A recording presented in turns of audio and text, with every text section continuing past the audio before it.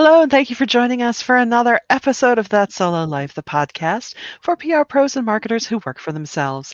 I am Michelle Kane. My company is Voice Matters, and I am here both in the recording booth and if you're joining us on YouTube Live or Facebook Live, welcome. I'm here as always with my wonderful co-host Karen Swim of Solo PR Pro. Hi, Karen. How are you? Hi, Michelle. I am hanging in there. I've been struggling with a little bit of a cold, but I'm good. How are you? Yeah, 'tis the season. I've been hitting the Tylenol sinus here and there, thinking, oh, the sun's shining, the days are longer. Oh, fabulous. But I'll Yeah, take it. I will take yeah, it. It's not shoveling white stuff. Uh, you know, days are looking brighter, so I'm cool with that. Just have a yeah. little bit of that muddled fog brain that I think maybe comes with that time of year. So You know, whatever. well, hi, Chip. Thanks for joining us. We've got Chip Griffin in the audience. Yeah, I think that the foggy brain is probably par for the course of 2020 and all that we have been experiencing and the stress. And so, because everybody's feeling that. I was feeling that even before I had this kind of head cold going on. So, yeah. It's a marathon, not a sprint. So. For sure. For sure. But as solos, we're still ever the conscientious bunch. So today we're talking about, spending to scale, how to grow your business, whether you're on a tight budget or if, you have a little chunk of change, maybe you got your stimulus and you're thinking, how can I use this for my business? Spa day is my recommendation. But anyway, that's just me talking. Actually, I'm going to have trees taken down. How exciting and grown up is that? That's so adult of you. Anyway, but back on topic. That's not a bad idea. But yeah, I love this topic because, investing in your business, you obviously invest your time in your business, but you can invest your time wisely. But one of the things that I see happen a lot is that, solos and small businesses, obviously you don't have the huge coffers of a big company. And so, wisely, you're kind of managing your spend and you're keeping your eye on dollars and trying, to keep a cap on it because we all know that there are up and down periods. That's just business. Mm-hmm. Any business, whether you're big or small. And so you always want to make sure that you have, that cushion so that you can ride out any down cycles and that you're prepared for, the expenses and some of the, things that are unexpected that may come up. But you can watch them so tightly that you actually hinder yourself from growing. Right. And, I think one example of that is that if you are spending, 20 hours on a task that you actually could either buy a tool that automates it or makes that workflow more efficient or outsource it to someone that is less than 50% of your hourly rate, then what you're doing doesn't make sense. And I think that a lot of times when we're small, we don't think in those terms, but it's so important as a business owner to really start to become comfortable in learning how to make, not just decisions about the tactical part of your business and about how you serve your clients, but also really begin becoming more comfortable with business and financial and economic decisions and taking a step back, putting yourself into that CEO seat and really thinking through. I'm always amazed that people are like, oh, that costs, $200 a year. And I'm thinking, but you just spent 50 hours doing it. Yes. So you actually paid more. Yeah. And that 50 hours could be 50 hours that you were investing into business development, into taking a step back and looking at your client strategy, growing business with current clients and thinking about the ways that you could serve them better. I mean, that time could have been spent in much better ways. I'm so glad you brought up thinking time because, I'm number one guilty of it as well. Especially when you are running your business, you're thinking of that as an indulgence, right? When it's really something that is necessary both for your client's sake and for yours. It's essential, because how are you going to take your client to the next level, and how are you going to keep things, going if you're not taking the time to just sit and think? It's not a waste of time. It's not indulgent. And, play that old game of turn it around. If you were, advising someone else, well, of course you would tell them to do that. Why are we so special that, we don't need that time to just sit and go, okay, this is what we've been doing with this client. How's the landscape change in business? What are some things that we could be taking advantage of? Sometimes those thoughts come quickly, and they come quickly for me sometimes too, or they're just instinctive, or you might have that in the back of your mind, and, now's the time to roll that out. But at the same time, you know, outside of, usually I have my moments when I'm brushing my teeth or something. Pops. Yeah. And it can feel weird to bill for that too. It's like, well, but that's part of your planning and strategy. So don't feel like that's something that you don't take into account. I feel like that those thoughts do come quickly when you allow yourself the time to have them. But if you're not allowing yourself the time to have those thoughts, I book strategic time into my calendar every week.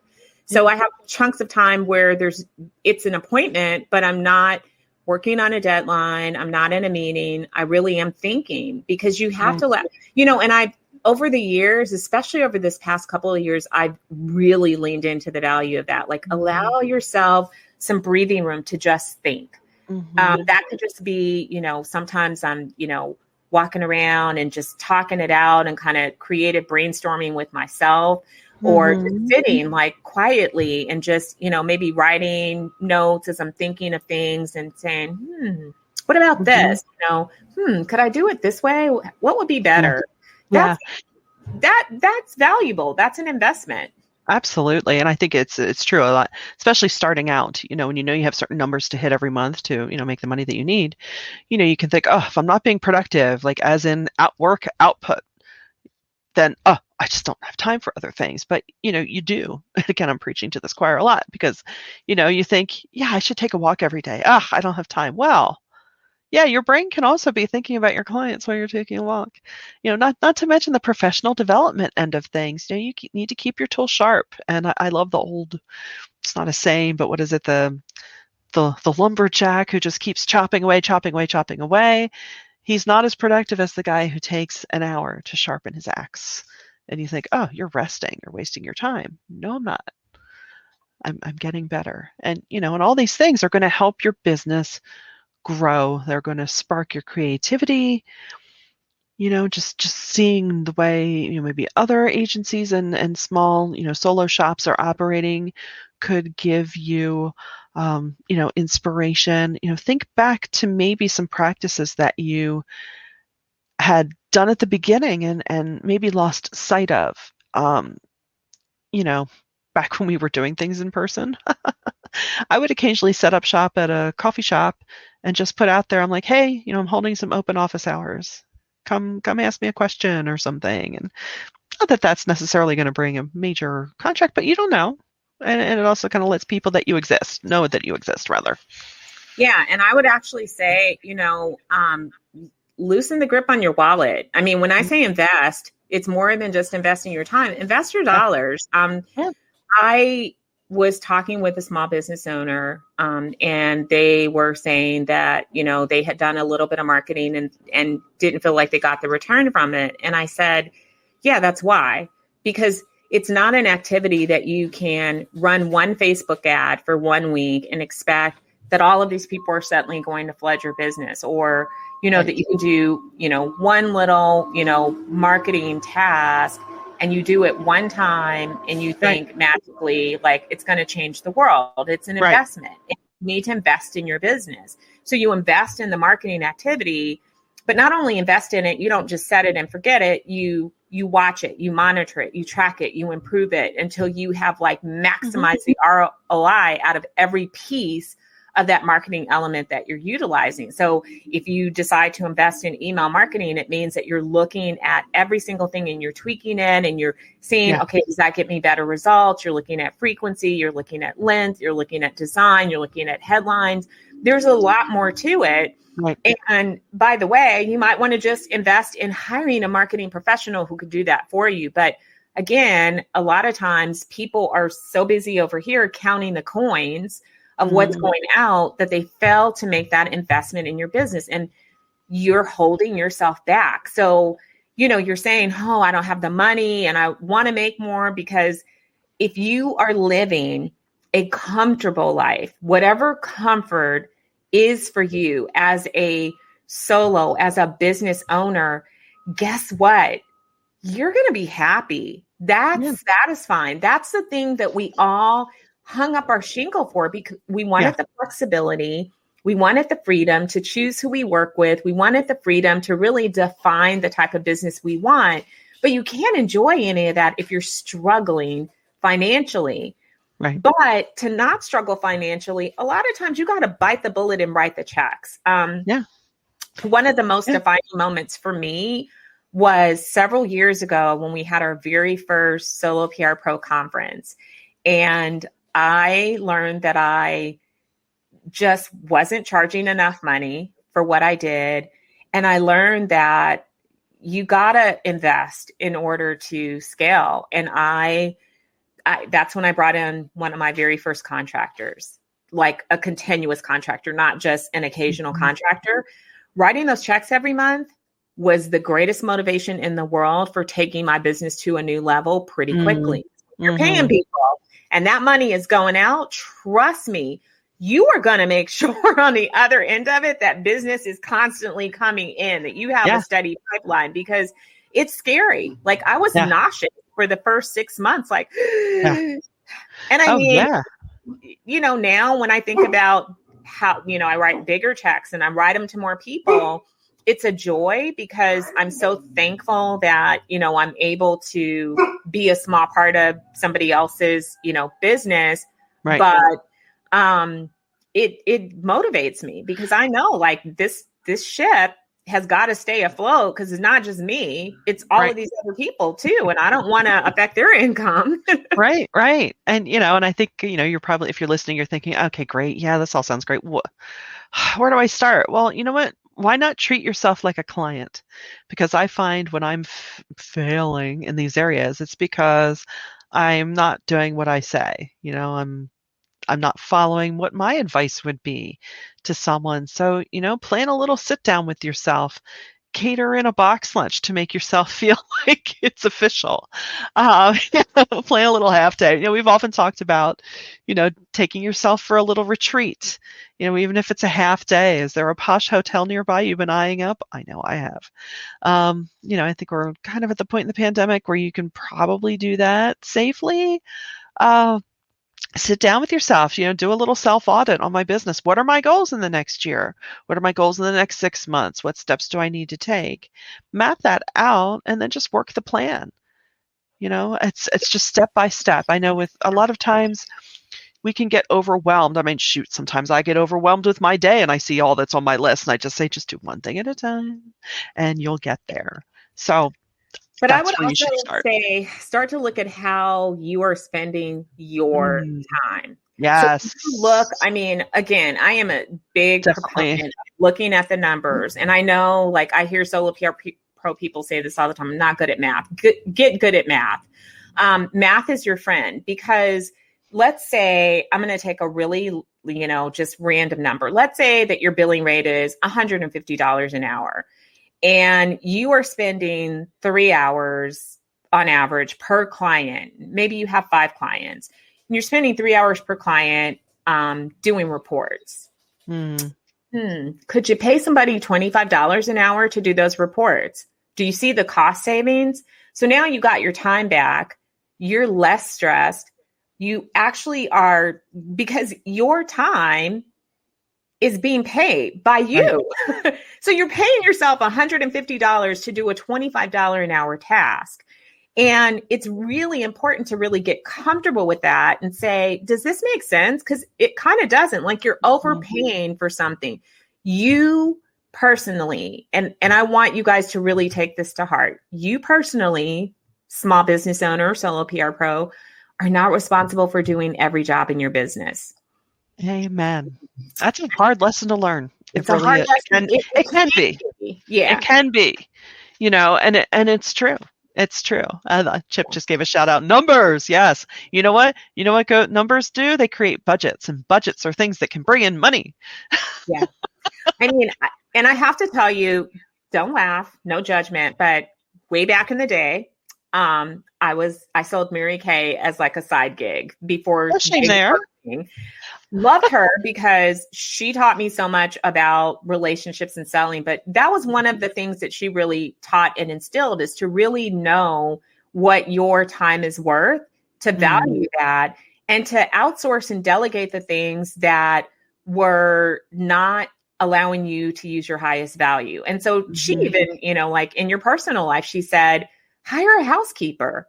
Why are you cleaning your own house when you can pay somebody, less amount of money than what you're making? Because obviously she wanted women to be successful. I have 2 friends that are Mary Kay millionaires, and they have been for many, many years. And their mom was one, and it's kind of been this family legacy. It's their only job. It's all that they've ever done. Not all that they've ever done, but it's all that they do and have many, many years. But I think that is, if you need to sit down with yourself, write it down, sit with that, go take the retreat that Michelle suggested, and remind yourself and start to look at your days. When I did an audit, probably about 6 months ago, again, I let some stuff creep back in, and I thought, why am I doing this? I just need to have my assistant do these things because I don't have to do them. I don't have to keep my own calendar. I do not have to do the reports. There are things that I don't personally have to do. What I do need to be involved in is setting strategy for clients. I definitely need to be managing the overall account, making sure that things are going along as they do. I don't even have to do the pitching. I don't have to do the writing. I don't have to do everything. So I want you guys to really, think about that. Like, it's not all on you.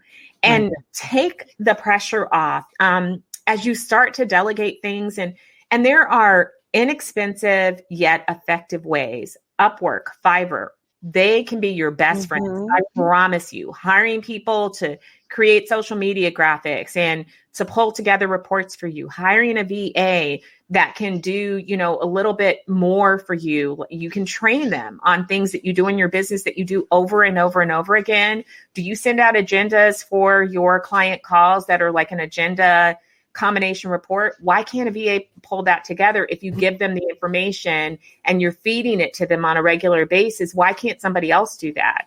If you have presentations or proposals, are there pieces of it that can actually be done by somebody else? Yes. Because they can create a template for you. They can do the design. The part that's really customized is addressing the client's need and the budgeting. Well, you can pull that together and then have somebody else bring it all together for you. I mean, just walk through and start to kind of make notes. Like, what am I doing in my day? Wow. And you'll find, and it's a little bit humbling when you discover how little your business really needs you to do the tactical work. Right. And I think sometimes that's a big mental hump to get over, right? It's like, well, if I'm not doing it, I don't deserve this. And you think, no, the value is what's between your ears.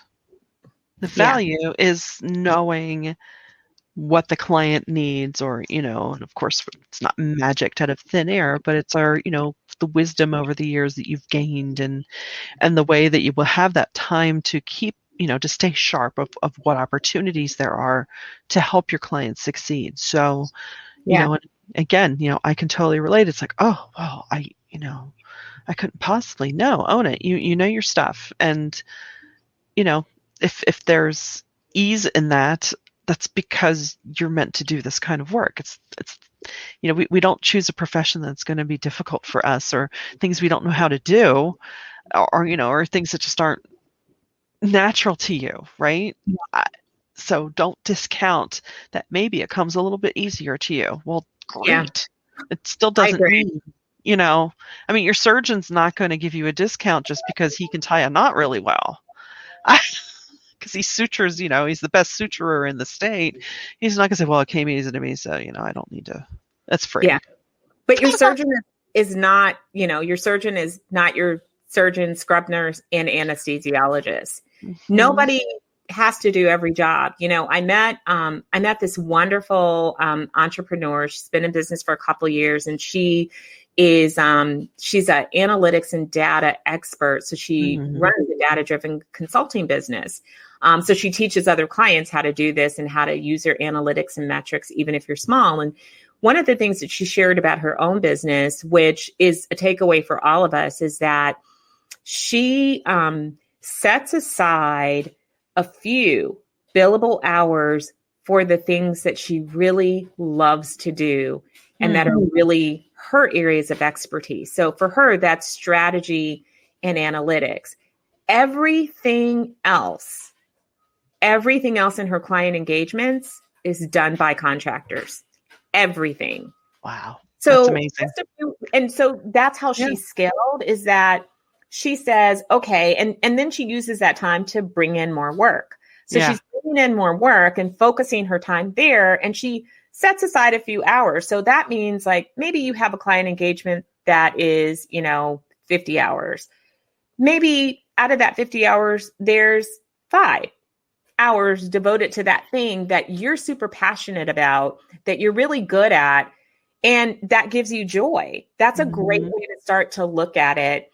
But you don't have to do everything.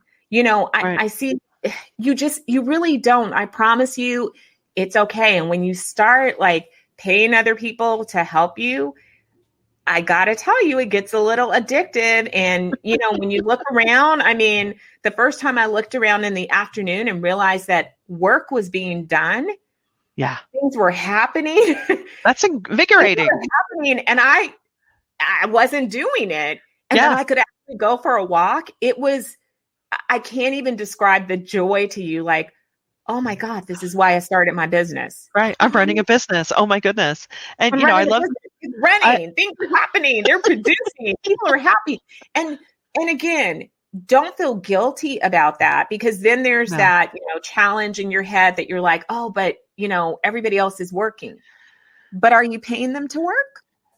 And are they Yes. working on their own terms if they're contractors? Yeah, they're Yeah. doing what they do. They've taken their piece of it and they're managing it the way that they need to manage it for their own, work-life balance, which may look different than yours. Right. Where's the guilt? You're actually paying them to do exactly what they're doing, but it frees you to have time. It's a Hmm. beautiful thing. Hmm.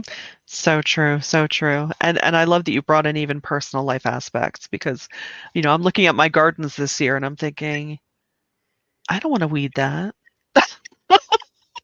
Who can I find to weed that? I did that last year. It wasn't fun. Didn't feel good. I know. First world problems. Well, Yeah. I mean, Okay. we have some wonderful gardeners that I know. I know a few. Mary Barber she's amazing and she really enjoys that. Yes. So what a joy for her to be able to have time to do that. There are some Right. of you who love cooking. That is a passion for you. It's your happy place. Yeah. It's your stress reliever. When Yeah. you want some time to try out new recipes and to be Yeah. in the kitchen doing something that you love and not Yeah. hunched over your computer like 52 hours a week, I mean, Yeah. I don't That's, know. I don't know. I don't Sounds have any hobbies, but that sounds kind of cool to me.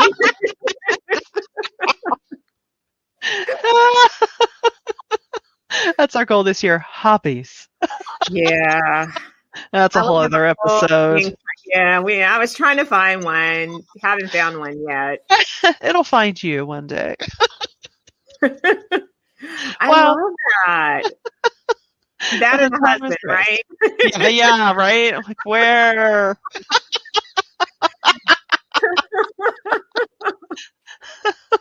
I don't know. He's hiding. I don't know.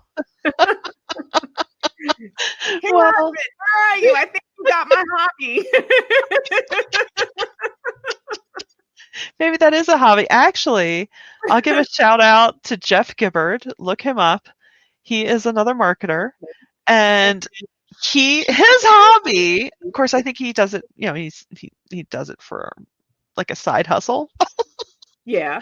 writing dating profiles, and he has a really great success rate. That's So check awesome. him out. I'll have to give him a Yeah. heads up that I gave him a shout out, but I thought, really? That's very cool. So his hobby is helping other people find love. That's a Yeah, cool hobby. yeah. He just posted that in the last week or so, and I thought, all right, you know what? It worked for my resume. Maybe it'll work for this too, if I I love that. ever That's get so brave enough to do cool. that stuff. But yeah. So on that note, we hope we've given you a giggle or two, as we always want to do, and Bella's chiming in. And we hope also that we've inspired you a little bit, because sometimes you just need a little pep talk. Sometimes you need the permission to do it. We all get in our drudgery, work, work, work, got to get the numbers in, blah, blah, blah. It's a pandemic. I'm freaked out. Remember why you became a solo. Remember why you do what you do. And, let us know. Hit us up at soloprpro.com. If you are a solo, please check soloprpro.com out. Check it out, because there is a lot there. The membership is so worth it. You get to hang with lots of people like us, which is either good or scary. Whatever. It's all good. But until next time, thanks for joining us on That Solo Life.